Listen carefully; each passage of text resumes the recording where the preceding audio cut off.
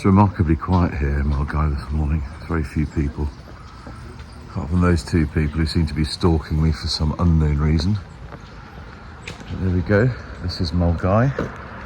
This is the start of the West Highland Way. And the first thing you notice is that they have an official starting point, which is conveniently located next to a subway and also a Greggs, which you'll see. There we go, this is it. And that marker there, 20 feet in front of me, is the demarcation, the starting place of the West Highland Way. You're not going to miss that, are you? Look at that, the West Highland Way. All right, just take a few deep breaths before I start on the next 96 miles that I'm about to do. Hopefully see these guys about 7 kilometers in. I'm going to follow the trail out of here as the aeroplane goes overhead. Check in about a couple of kilometers, see how I get on. Alright, check, over and out.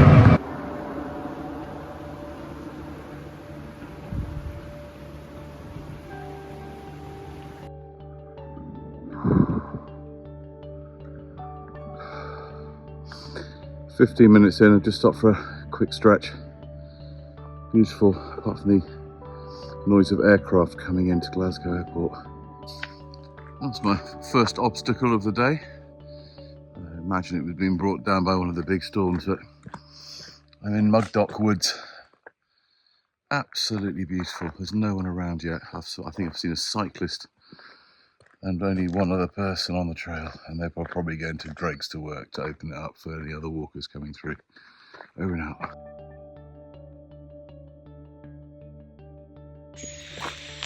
So my plan for day one is to walk from Mulgai to Roardennen.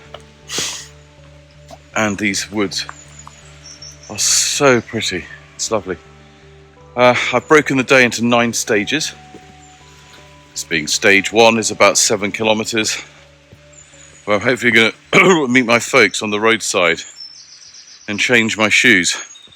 The paths are fantastic, but I'm wearing a sort of intermediate walking boot, which is quite light, but I think if I can put trainers on, the ground is dry, I think I'll be able to save my feet a bit longer today. It's 43 kilometers in total, and in that, of the 9 stages, I do have to tackle Conic Hill, which is not a big mountain by any stretch of the imagination. It's not only even registers as a Corbett. I'll have to check that.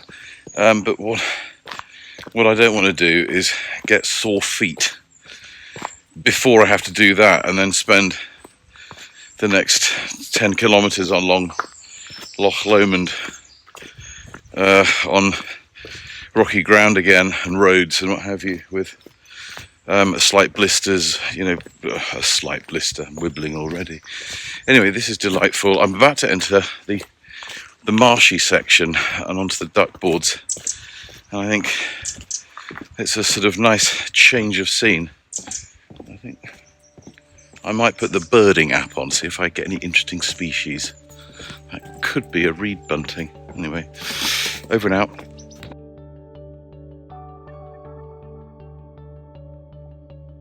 So I've just started stage 2. I met up with my folks on the Stocky Muir Road, and I changed my foot. I've put my trainers on because this track's pretty good. I know it quite well.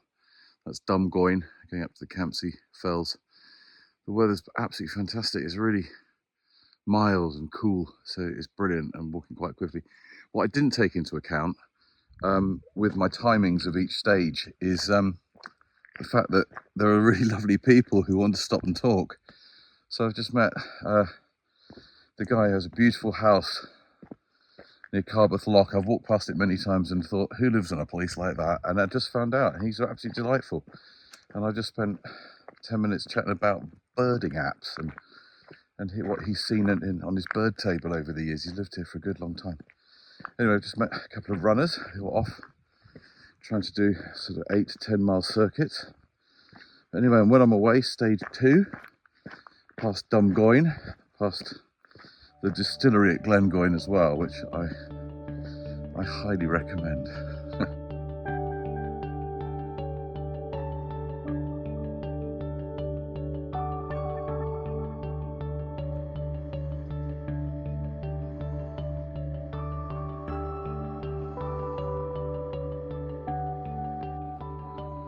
Just taking a moment before I reach Turnip the Beat, which is end of stage 2. I'm not next to the A81. That's actually been a pretty good leg. I did it a bit faster than I expected. The next stage is going to be quite tricky. You may have noticed that I brought my parents with me, and they're sort of doing an orienteering thing. I'm giving them map reference numbers and they're supposed to get to various places at various times. So far so good. Although the last one they made it with a minute to spare because Mum needed the loo and had to go to the local golf club. Fortunately they were open. Anyway, I'm going to try and encourage one of them to come walking with me on the next stage. So we shall see how that goes. Although I suspect the phone call coming through now is probably telling me that either Turnip the Beat's shut or they've got no sausages. Laters.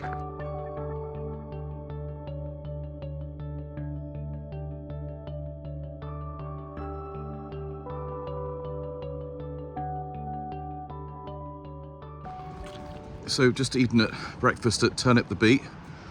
Sausagey, bagely thing. It was absolutely brilliant. A big cup of coffee. Not cheap, but absolutely ideal. I don't care, it was a wonderful thing to have. And mayonnaise and tomato ketchup. And I've got a special guest with me. Yes, indeed.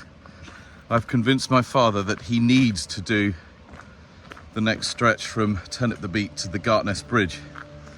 And yeah, we'll crack on and see how we get on.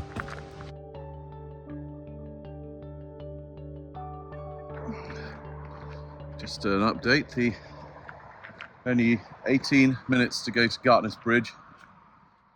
And he's doing really well.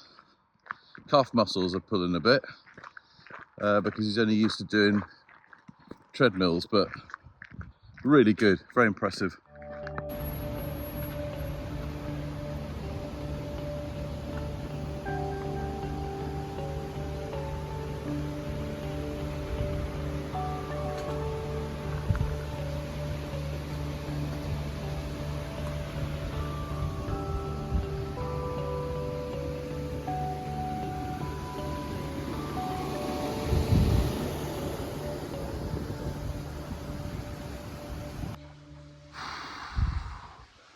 Just stopped at a nice little stream on the Gartness to Drimmen Road, and there's a squirrel.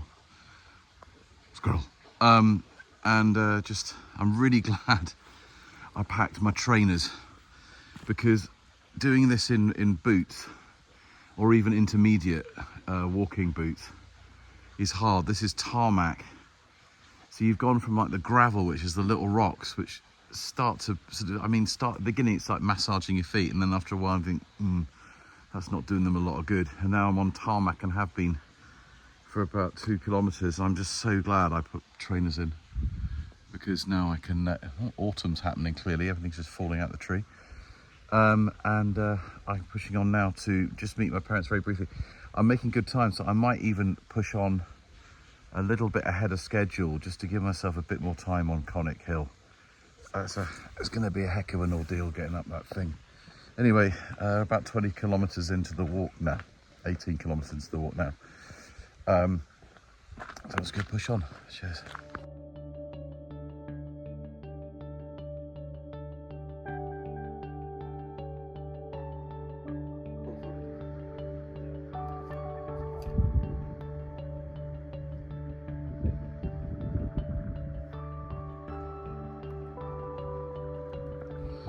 So I'm now on stage 4.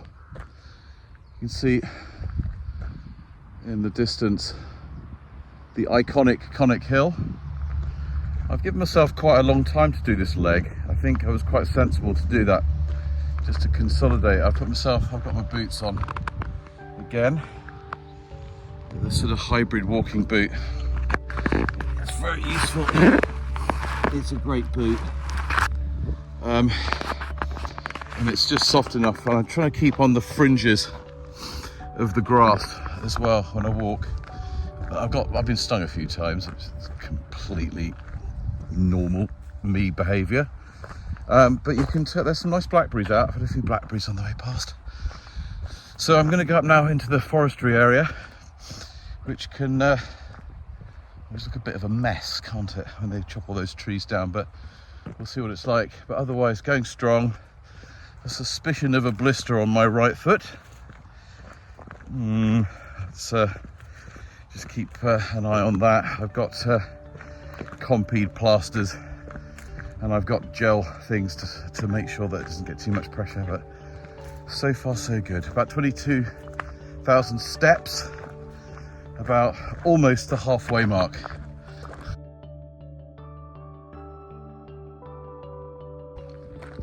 I walked this section with the kids, I don't know, 2 years ago. I think it was in the summer, and you had a great view of the Loch Lomond and Conic Hill, because all these trees were looked like a war zone. It was just stripped of any vegetation, all from the logging. But it's quite clear that they've planted an absolute mix of birch, willow, oak. There's all sorts of things that in 2 years have just sprung up. I mean, that's what they do, but I mean, it's pretty obvious, but it's actually incredible to see how much it's changed, the landscape, in just 2 years. Fascinating.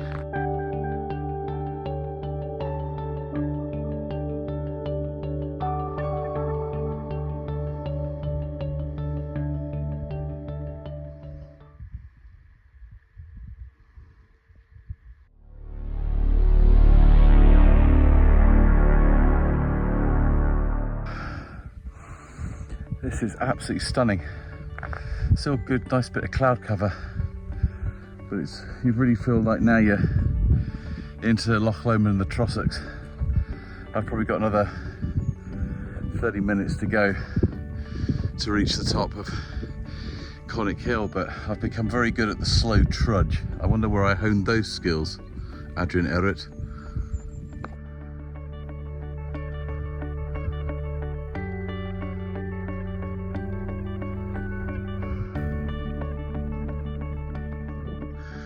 Made it to the top of Conic Hill. So it's quite busy up here, it's quite nice. Good to see a lot of tourists out and about.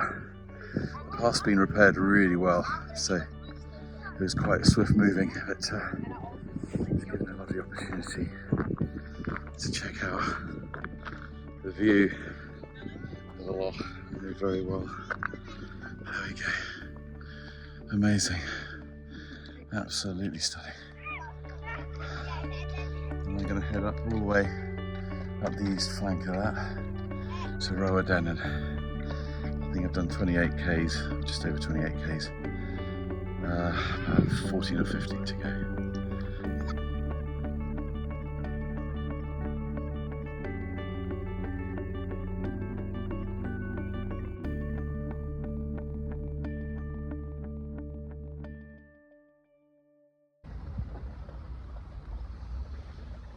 Just leaving the marina at Balmaha. It's very busy there. Car park's packed, pub's packed. They're obviously making some really good business. So I'm now heading along the banks of Loch Lomond, and there are quite a lot of midges, which is a little bit ominous. However, it's nice and cool under the trees. The sun is threatening to break through the clouds, and I'm pushing over 30 kilometers. So my next stop is Millerochy Bay. It's only a couple of kilometers away, but otherwise my legs are feeling strong and don't seem to have any blisters yet.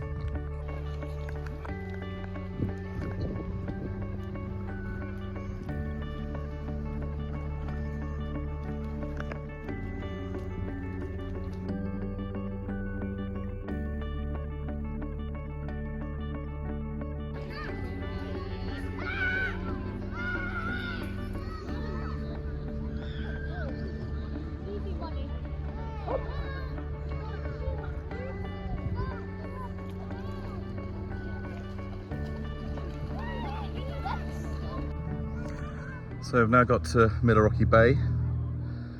I've only got one big push to get to Roadennan, but I did a scientific experiment and I've just discovered that Loch Lomond is very cold. I'm getting out.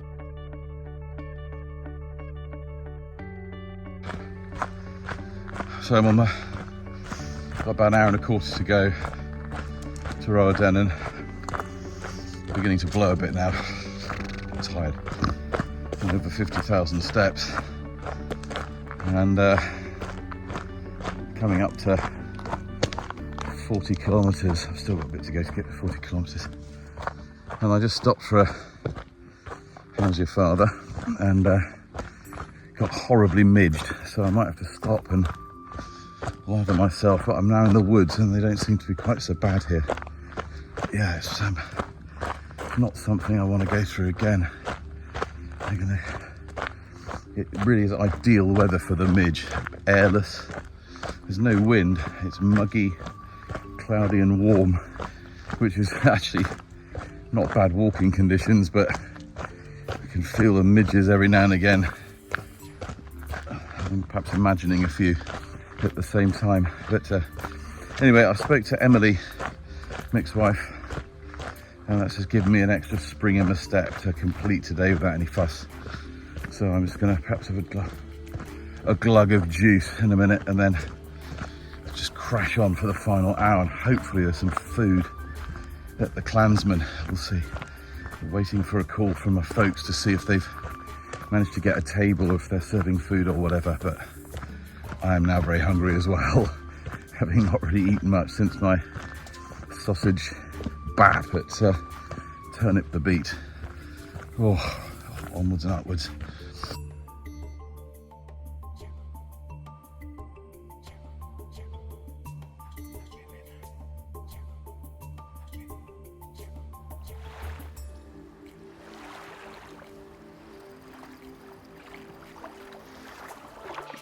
I'm about 10 minutes from finishing, and every time I think I've made my last little ascent, there's another one.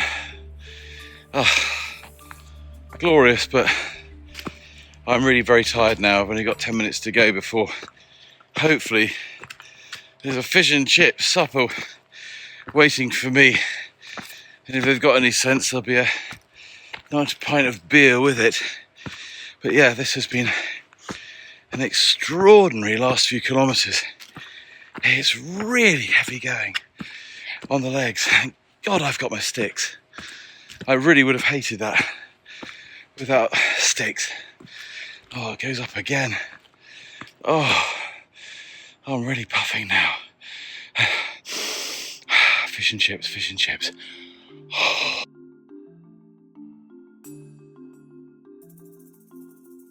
I'm back on the road now, and I've made it to the Clansman. So there's only about, I don't know, 50 metres, 100 metres to the Roadennan car park after this. So I'll have my supper and then I'll head off to the car park, maybe get my mum to do some walking with my sticks, just to the car park where I'll be dropped off tomorrow, which is, so anyway, there we go. Roadennan Hotel and the Clansman Bar and Pub. It's been a tough day, but it's given me time to think about Mick, his life, and also my life and the family. Anyway, that's a good sign, literally.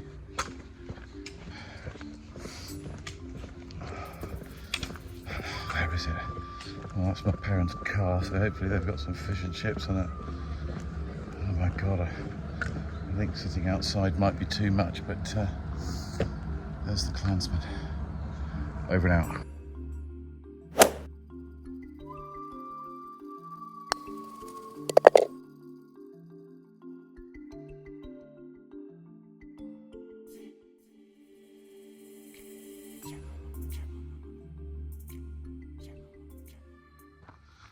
Good morning, day 2.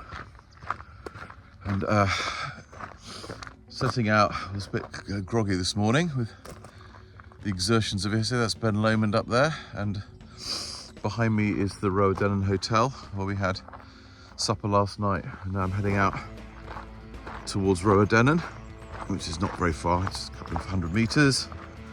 And then I'm onto the trail, and I'm definitely taking the higher road as I'm on my own.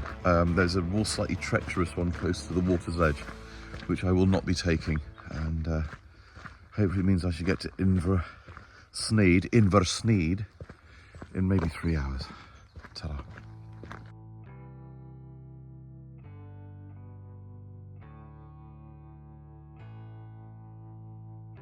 I've just reached the split in the trail. You can either take the low route or you can keep on the high route. If I was doing this in 6-7 days, I would definitely take the low route and explore. I've done it before, it's really good.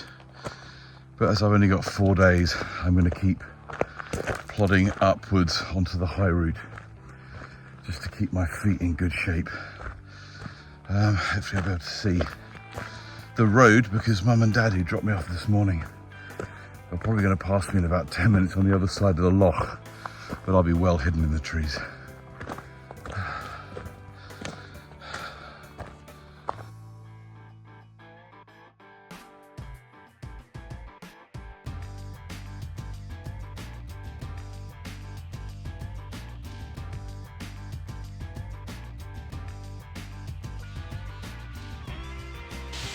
The last 3 kilometres of the walk into Inversneid was quite hard, actually. Little bridge here as I go in, there's another one over here. There was a time on the path I'd lulled myself into a false sense of security, thinking that I was really going to push myself far today. There's hardly anyone on the path. I think I overtook 2 people, that was it. That was it. So it's glorious solitude, but the last 3 kilometres I started to feel really hungry, so I was out of energy, and secondly, this bridge is a lot higher than I thought. Pretty waterfall behind me. I was thinking at one point, oh, I'm going to be in Inversneid really early, I'm doing really good time. And then towards the end, it was just, nope, I'm going to be there maybe a bit early, but I'm going to need food and some form of refreshment. I've got some stuff and bits and pieces in my pack, but perhaps not enough to see me through the next section, which I don't really want to think about at the moment, because it's really, the first bit's really hard on your ankles and on your knees. But otherwise, I've reached Inversneid Hotel.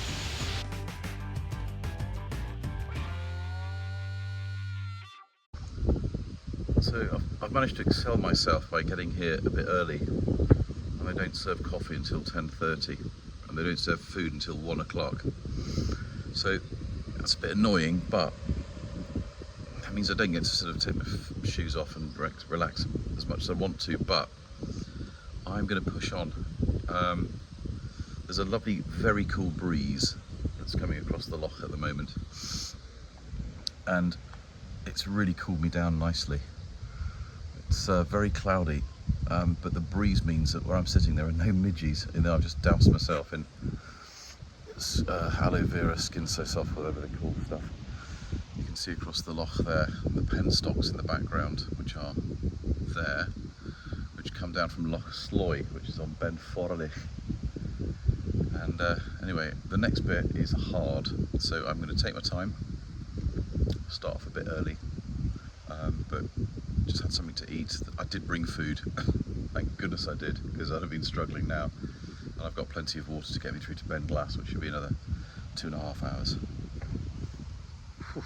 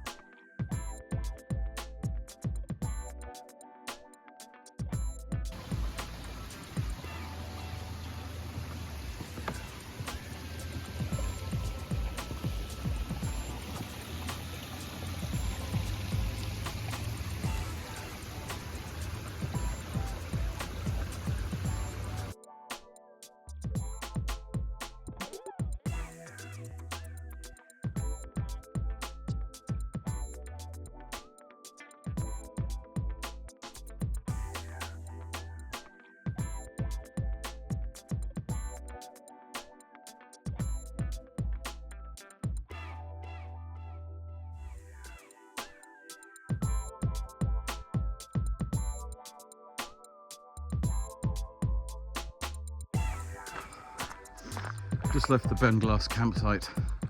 Just had a scone, jam and cream to replace some calories that I've burnt up on that last section coming over through the final throes of Loch Lomond.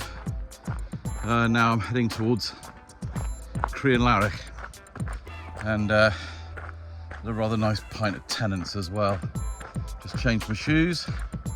I'm on a gravel path, just taking a little bit of the sting out of the boot, but just gonna have to crack on and see how far I get. I'm a bit concerned that I've taken on too much today. We'll see, but I really will make every attempt to get to Crianlarich and see where I go from there. Whew.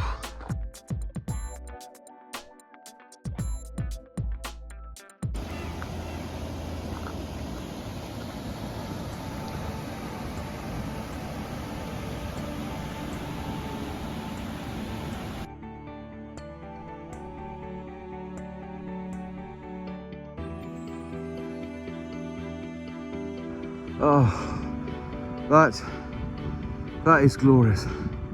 Scotland at its finest. Apart from the Munros having their peaks above the clouds, so you can't quite see them, but it's absolutely stunning scenery. Absolutely exhausting walking.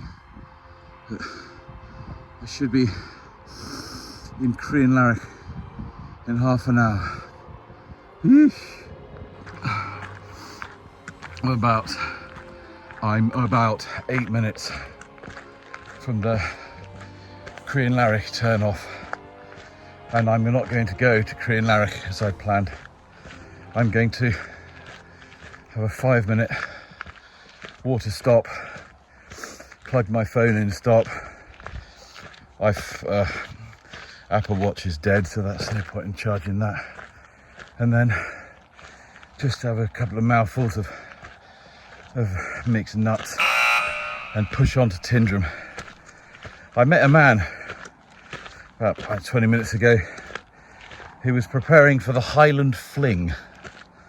What is the Highland Fling, I thought? And he told me.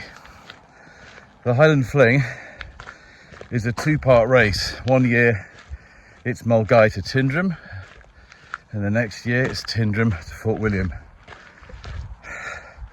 And he was just having a quick research of the stage from Crianlarich to Inversnaid. So I'd seen him running towards Inversnaid over the really tricky bit. So not really running, but he's just come back and said, in this weather it's almost impossible. And in fact, bless him, he even admitted to having stopped at Benglass campsite for a tuna sandwich. But in this weather, it's so muggy that you just lose water so quickly. Anyway, I don't know, 5-6 minutes, and I'll have a stop, and I'll set my sights on Tindrum. Over and out.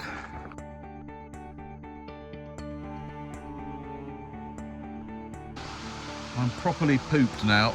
I've just stopped this beautiful river just to chill out a bit and stretch my legs. Hopefully, I've got about an hour and a half left.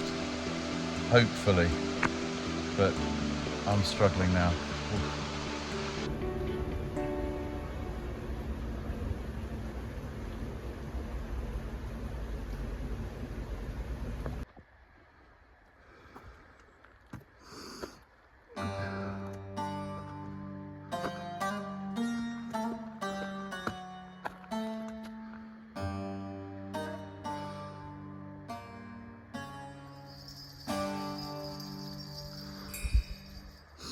Well, if it's true or even if it isn't, that pool looks really tempting to just leap into and have a jolly good cool down.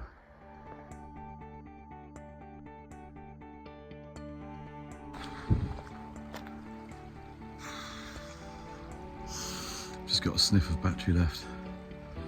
The sun's out. It's absolutely beautiful by the river. I'd love to just plunge my feet into it, but I'm just keen to try and get get some food inside me and get a night's sleep. Anyway, that's the second day. Goodness knows how many miles I've done. So day 3, Tyndrum. Just setting out from Tyndrum. It's got a very cool morning and there's a slight breeze, so able to just settle into a good stride. My plan today, it's a train. Plan today is to conserve energy, conserve water, take a slightly slower pace and not stop so much, but be regular with my taking of water and energy, snacks. I don't know what I'm going to find later on at the Bridge of Orchy or at the Inveroran Hotel. It's a good chance that I'll miss serving times. Did yesterday at Inversnaid. So just slowly and surely and see how we get on.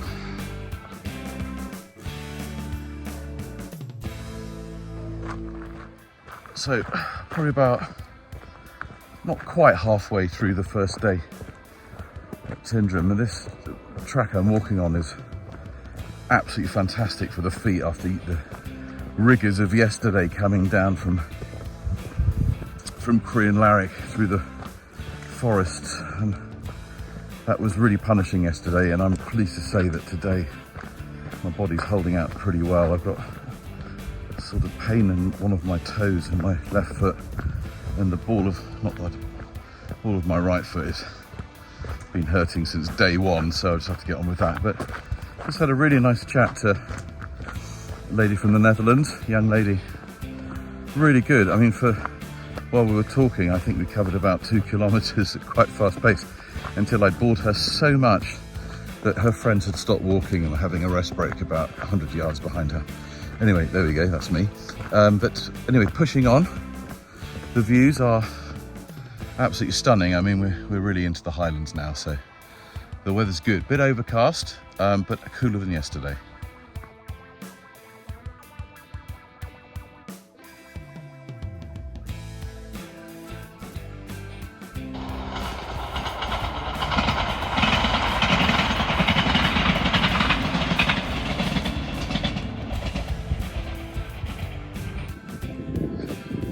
Just got a couple of kilometres now to the Bridge of Orchy. I've been walking about just under 2 hours, and all my best laid plans to take this really easy and slowly and sensibly and conserve energy and conserve water. There's a shot because I keep daydreaming and thinking, and as soon as I start daydreaming and thinking and trying to quash my own anxieties about next week going to work and paying all my recitatives for Donizetti's Prima la Mamma in Dusseldorf, that's a plug, I speed up, and so I'm here pretty quickly. Anyway, I'll carry on.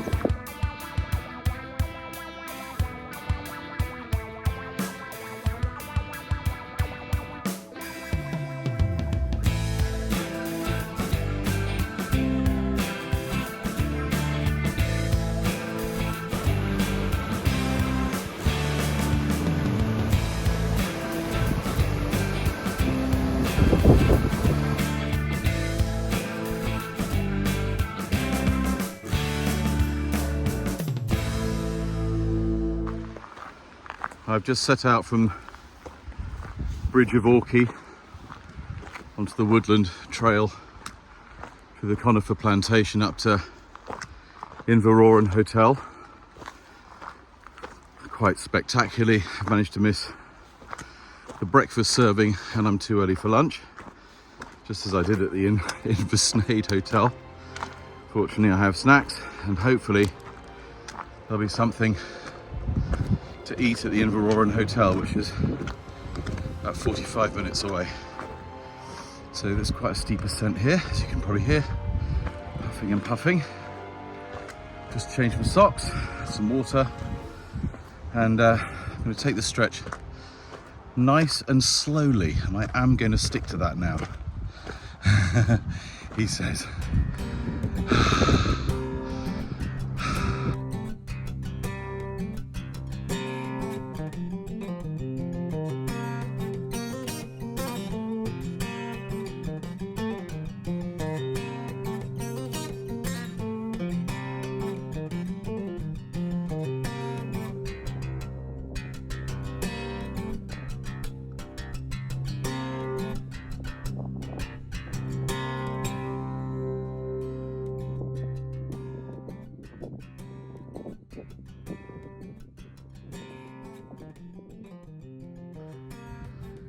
I decided to film this one without my face in the way because it's so beautifully scenic. This is the Inverurie Hotel, where hopefully I will be actually able to get some food for once. It's absolutely stunning. Sun's out, occasionally blazing down on my back of my neck, so I've got my whatever you call it, snoody type thing on the back of my neck. Beautiful one.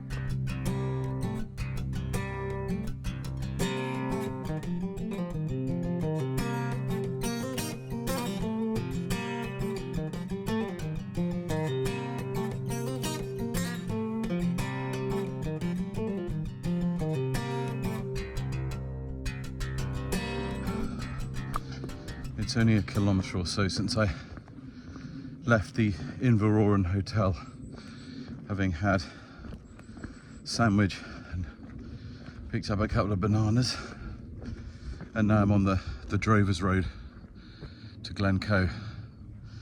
There are a few people on the path with me, which is good. The guy in the shop said that there's going to be a problem tomorrow with the weather.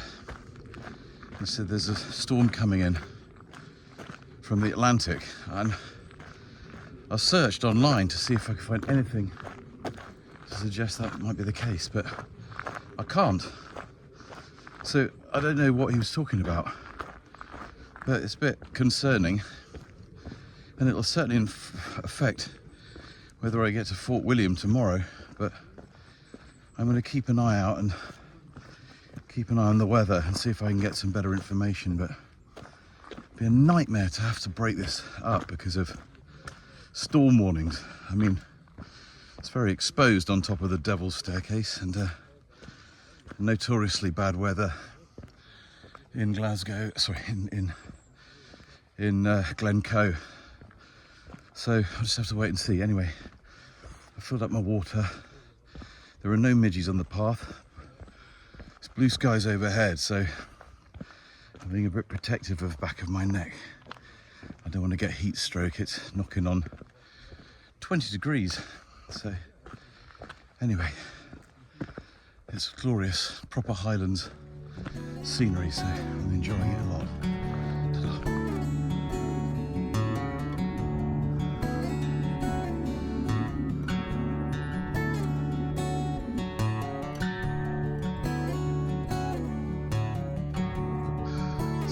I'm making really good time along this road. It's a bit punishing on the feet with all the cobbles, but if you can see the path, difficult to see, I'm not sure you can see that, goes into the distance, but I'm seriously worried about this Kinloch-Leven stage if the weather's going to be bad. So I'm sort of hatching a plan, which might involve pushing a bit further today, if I can even consider the effort that might take. But I don't want the weather to come in and just destroy this. I've worked really hard for this. Anyway, it's making me anxious, but we'll push through and see how far we can get today.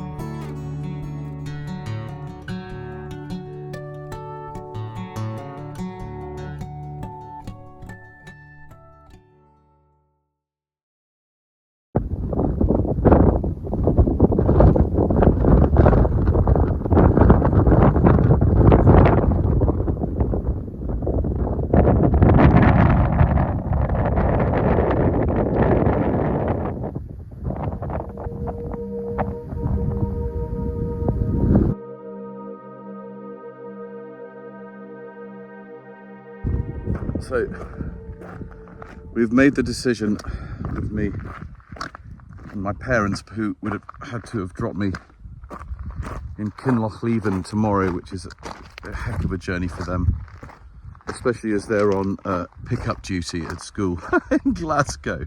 It's just unfair. So I'm gonna be unselfish and I'm going to be praying for a decent weather day tomorrow and hoping that that guy in the Inveroran shop was wrong. Anyway, what I am going to do is I'm going to cut out the 4.5 kilometre section at the bottom of the Devil's Staircase and so I can get there early tomorrow and push on through. And if the weather is awful and I have to stop in Kinlochleven due to severe weather, then I can still get to Fort William and get extracted, admit defeat. Obviously I don't want that to happen because I'm absolutely raring to go, and I've just hit perhaps the most scenic part of this, which is the beginnings of Glencoe. Anyway, I might go and get a beer at the King's House Hotel. Hoorah.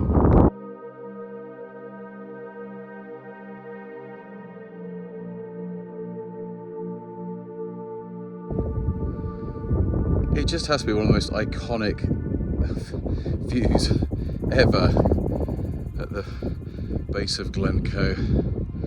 Amazing. Haven't got long now. Looks like I might have to forego a beer at the hotel to get moving a bit. Might stop just to have a drink and finish my supplies. And what an amazing walk across Rannochmore. Thoroughly advise it. So you've got to do it sometime. I was just lucky with the weather today, but it is remarkable.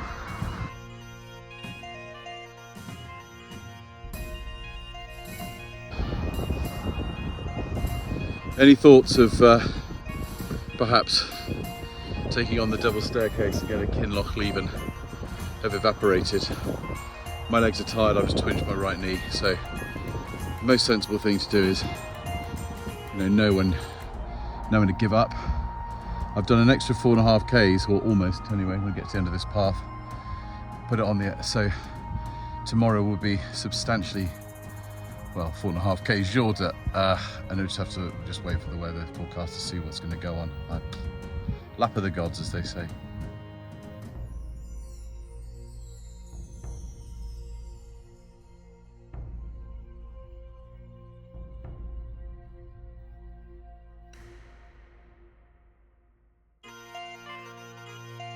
Morning. It's day 4. I've got the weather window I wanted, certainly for the morning anyway. Obviously it's quite overcast, but there's not much air, and I'm being absolutely bombarded by midges. I don't know if you can see my arm there, but I just have to get on with it. I'm just gonna suffer it and get on with it. I've got to move quickly today, but not too quickly. Anyway, day 4 from the Devil's Staircase, onwards and upwards.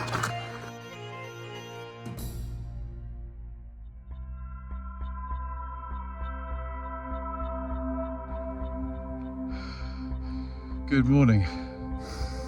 It's 8:21 a.m. It's the 4th day of the West Highland Way, and I've just come from Glencoe up the Devil's Staircase. Did it in 35 minutes, and now I'm making my way to Kinlochleven. And I just want to thank you all who've supported the appeal for St Francis Hospice, who looked after my brother in the last weeks of his life. He was so caring, so supportive, and they need all the help they can get. And I just want to thank you all. On my way to Kinlochleven, I've got to make up some ground, and the weather looks like it might be closing in. Ta-da.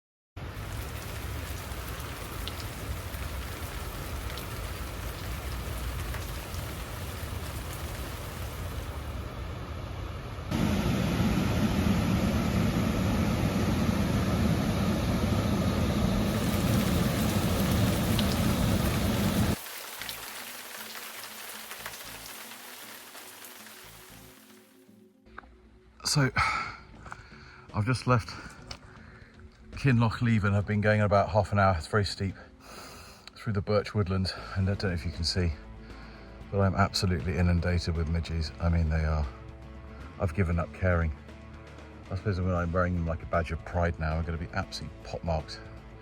They are absolutely appalling. Anyway, I'll keep moving and try and get rid of them all. Bye-bye.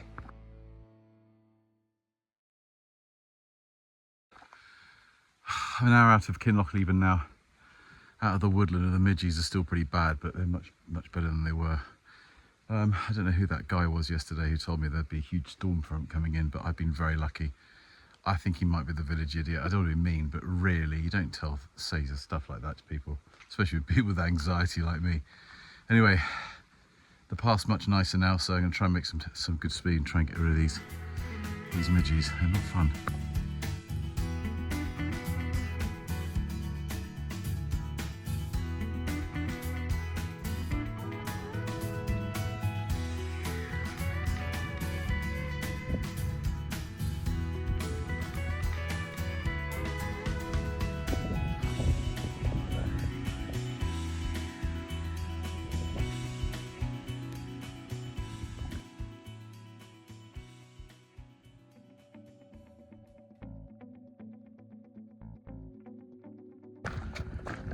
The trail has just turned a corner. We've been going pretty straight for quite a long time on the glen, maybe 4 or 5 kilometers. And this corner, it's turned, I think it's now taking us down, predominantly downhill. It's been an extraordinary path, this, crossed by little streams and sometimes a little bit more forceful. I've certainly been drinking the stream water, but now we're heading down, and I think we've only got 13 kilometers to go, which means we've covered 142 kilometers in 3.5 days. So not far to go. Just make sure I don't twist my ankle or pull a hamstring. And I might try, as soon as I get some signal, I might try and book that train.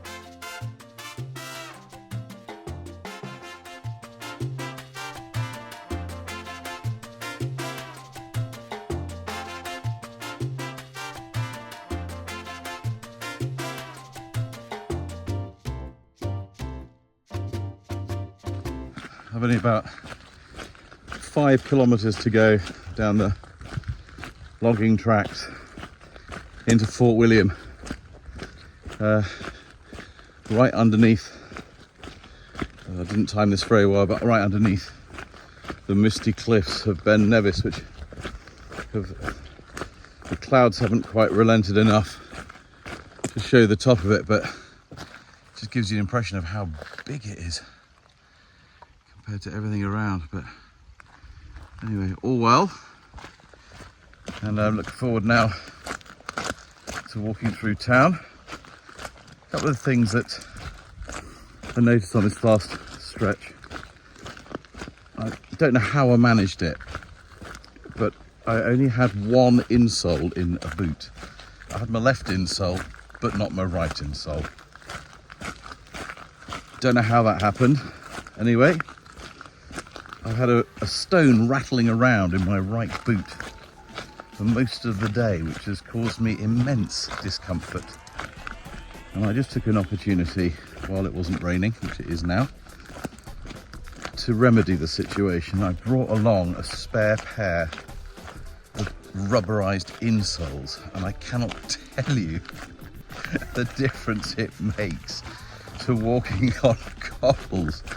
If only I'd done that 4 days ago. That's all he needed to do. I'm being bitten by something. Ouch. If only. Anyway, the discomfort has only made this more poignant. There's a little tiny frog. A froglet. Anyway, not far to go now, but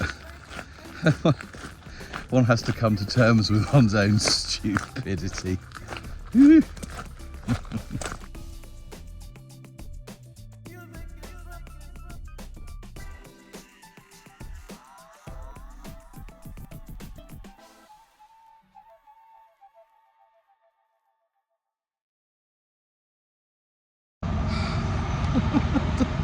I've done it.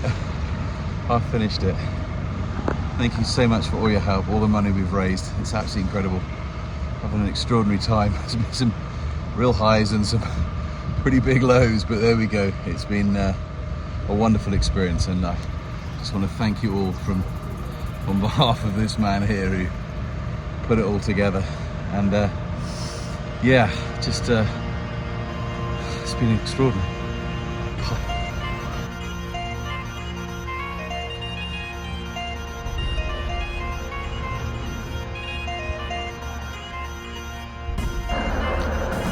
The ScotRail service from Fort William to Glasgow has to be one of the best services ever. The views are incredible. And then of course there's the Cali sleeper, which is very expensive.